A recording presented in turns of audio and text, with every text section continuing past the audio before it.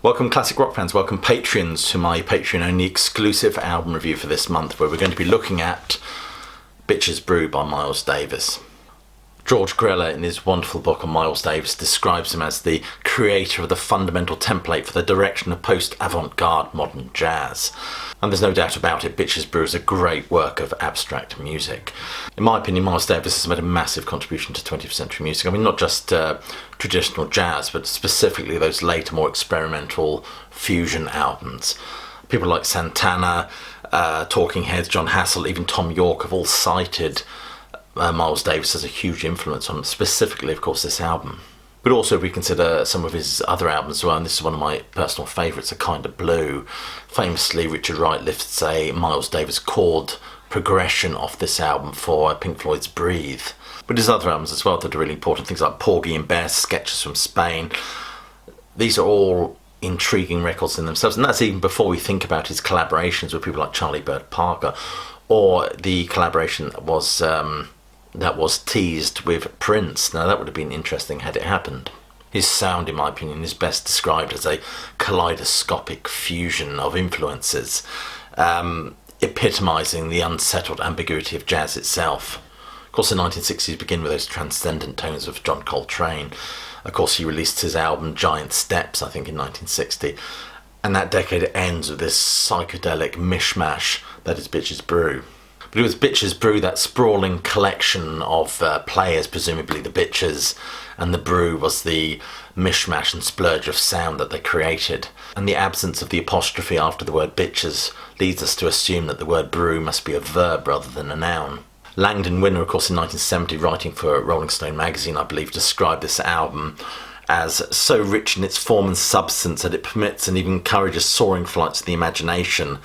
It's a work of intense beauty, subtlety, and sheer magnificence. High praise indeed. But not everybody was as glowing about this album. Stanley Crouch famously described Brew as that great fall in terms of traditional jazz. That great falling off from the Edenic state that was jazz in the 1950s and 1960s. Crouch goes on to suggest that Brew sullies the purity of jazz by being infected with the virus that is rock music. And this contagion, for the purists, of course, was tantamount to eating of the forbidden fruit, to stick with the biblical analogy. The very beginning of a great cultural betrayal. The article in question, if you're interested, was Play the Right Thing, and was published in the New Republic. Interesting, the Penguin Guide to Modern Jazz, Brian Morton and Richard Cook described Miles Davis as a risk taker, someone who almost a torchbearer in many respects, who advances the course of modern jazz, has it evolving. In fact, they describe him as a shape-shifting imp of the perverse, capable of extraordinary beauty. You know, I get that really with this album, Brew. It's certainly, it's almost a challenge to the musical past by questioning, embracing a very eclectic but uncertain future. And certainly in terms of sounds and musical textures and this fusion of different influences. It's a dense abstraction, there's no doubt about that. It jumps all over the place, and it's unsettlingly jarring as well. But it's unsettlingly jarring due to the editing techniques that they used while making this album. But you think about how we recorded music throughout the ages, how our relationship with it as a physical medium has changed. Originally, of course, we had wax cylinders before the 78. Before, I think it was in 1948, Columbia introduces the first 33 1/3 RPM record, the long player. This represents a revolution in time, if you excuse the pun, which Brian Eno describes as making repeatable what was otherwise ephemeral. And it is that moment captured in time, albeit in music, of course, and new shades and textures are constantly revealed with each subsequent listen, allowing us to enjoy the minutiae of the moment. I read something that Miles Davis didn't particularly like to rehearse or over-rehearse, much preferring the danger of that improvisational, laissez-faire approach to creating music on the spot. Interestingly, the Kind of Blue session pianist Bill Evans said, Miles Davis conceived these settings only hours before the recording dates and arrived with sketches mapping out what was to be played. Of course, this establishes a climate, or a kind of dangerous, edgy climate where music can just move in any given direction. And this, of course, is an aesthetic that very much defines the sprawling opus that is Brew. In 1967, Miles Davis begins to eliminate the little breaks between each track, between the music. This, of course, creates the impression of one long, continuous, almost drone of music. He would rely upon his musicians' ability to notice through subtle signals when it was time to move on. Though seeing Miles Davis live in about 67, it must have felt like just one long, free-form improvisation. Some have suggested that this could have been due to the influence of Edgar Varese, who was very influential in terms of the avant-garde soundscapes and music that were being explored at this juncture in the late 60s. Frank Zappa and the Mothers, of course, were very much, their output was very much informed by him as well as Stravinsky. And there were some critics, of course, that really tapped into this experimental vibe. I mean, Lester Bangs, who famously hated progressive rock due to its links with a romantic 19th century romantic tradition in comparison to rock and roll, which really should, as he felt it, should really take its roots from African black idiom, that rock and roll blues, where it should come from, and jazz as well, I guess. He described Miles Davis as genre defining in many respects. Of course, he spoke of the album In a Silent Way, which was released in 1969, that it was neither jazz nor rock. This is new music in the air which knows no boundaries. Of course, we get very influential and experimental albums like Pet Sounds and Sgt. Pepper that transform popular rock music into abstract art. As far as Miles Davis was concerned, there was no reason why such an aesthetic could not be applied to jazz. T.S. Eliot famously said novelty is better than just blind repetition, and there's no doubt that Miles Davis was experimenting with sound and form when that curtain descended upon the decade of the 1960s. In terms of his experimenting with his art form, I mean, he was experimenting interestingly with editing techniques, with sound overall. His trumpet was drenched in reverb and echo as well. And he also liked to add some particularly interesting shades to his music by the use of electronic keyboards, electric guitars, of course, as well as having the music punctuated by some pretty interesting percussive flourishes.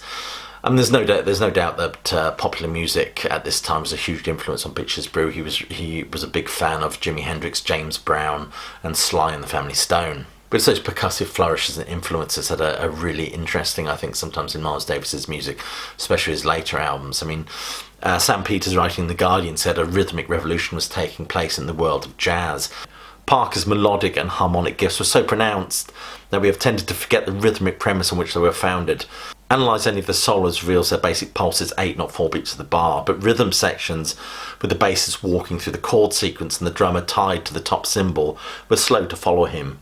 When leaders like John Coltrane and Bill Evans freed their drummers from timekeeping chores and avant-garde percussionists began to batter aside the frontline soloists, the climate was then favourable for a broad-minded musician like Davis to see what pop rhythms had to offer. What is also interesting about this album is the cover art, of course. Matty Clarwain, I hope I've said the name right. The cover art is replete with symbols and allegories. I mean, these require deciphering, I think, by the listeners who look at them. They're certainly of their time as well. They hint at that sort of floaty ambience of the 1960s. The whole album cover has a very dreamlike feel to it. As this couple seem to, gaze out to sea. A stretch of cloud connects with the woman's hair. It's I think George Greller describes the illustration is emblematic of that stream of conscious aesthetic and is almost as unknowable as the music itself. The cover certainly is as mysterious as the music contained thereon. It seizes the zeitgeist, the political zeitgeist of the moment as well, with free love, flower power, depicting a naked black couple looking expectantly at an ocean. The ocean could well be an analogy for the world, a world that is just completely unfathomable, perhaps a bit like Miles Davis's music. This first LP is the epitome of abstract composition, I think, ladles of psychedelic textures from which gives it its haunting, otherworldly, lysergic texture. Sometimes one has to listen quite hard to find structure amid the cacophony of sounds that are just that we become immersed in as we listen to this record. All the elements in this record swirl around in this fascinating combination of contradictions. The second LP, of course, has wider appeal. I think there are some more familiar jazz phrasings and articulations on it. but it's still drenched in the cloak of funk and rock. I mean, the groove is dense and complex. If you refer to Wikipedia, they described his recording process at this time as having all his musicians sitting in a circle with him very much as the godhead, like a conductor, so to speak, as they went through their parts. I listened to the tracks this morning and made some notes as I went through it. I mean, it starts off with Pharaoh's Dance, of course, and those wonderful, slippery, meandering trumpet lines, which immediately ensnare the listener. McLaughlin's guitar is excellent and beautifully complements skirting the edge of the rhythm sections. I mean, all music describes the keyboards as creating a haunted, riffing modal groove, and this is certainly echoed and accentuated by the bass line.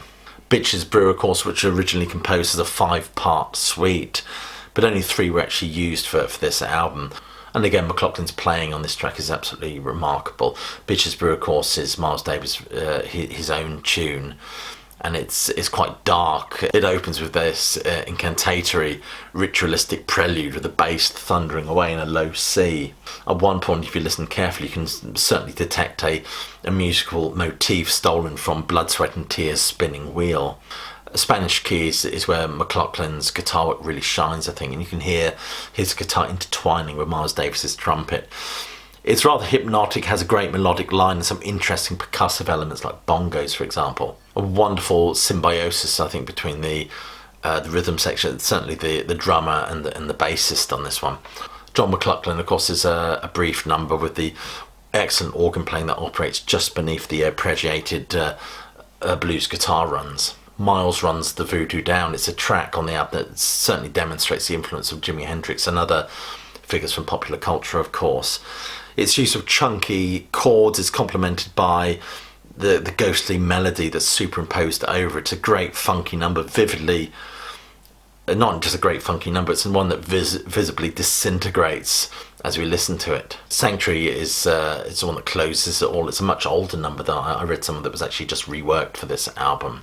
This is an interesting work of revolutionary art hinted at by the cover, of course, a psychedelic cover. It's with its long, eclectic jams. It's a perfect symbiosis of mood and attitude. Music, of course, in the age of Aquarius. It's a fascinating fusion of a traditional jazz with the popular idiom of rock music. This music has an unmoored, floating quality, but unlike the tropes of psychedelia, that I must admit by 1969 had begun to wear quite thin. So I think by 1969 anything that was psychedelic had begun to feel rather tired, which is what's so fascinating about this album. This album really does, for me, has a timeless feel. Anyway, that concludes my thoughts on this wonderful album, Bitches Brew. Anyway, thank you for your continued support. Just leaves me to say I hope you're all well, staying safe, keeping warm, and more importantly, do keep listening.